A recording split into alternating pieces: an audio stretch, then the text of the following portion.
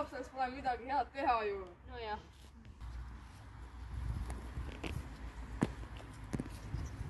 Ära koli Haapsalust ära!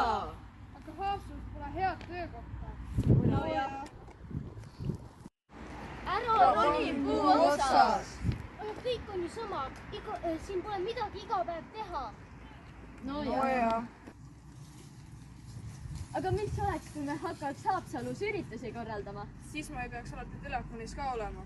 Siis ma saan tööl liida ja ei peaks siit ära kolima. Siis oleks mul midagi lõbusat iga päev teha.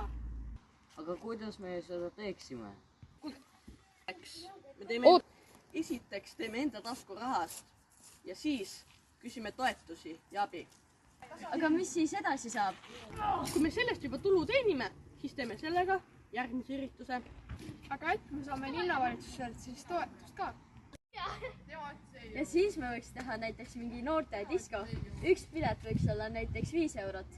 Ja teeme seda kuskil söögikohas, siis saavad kõik süüa ja kohvik saab ka raha. Siis me äkki ei peakski kohvikule renti maksma. Ja seal võiks olla veel muusikat ja mänge ja võib-olla snäkke. Seda üritust me saaksime reklaamida sotsiaalmeedias ja tööle saaksime ka inimesi võtta. Nagu näiteks noore töötuid. Ja see ongi meie plaan, et muuta Haapsalu paremaks.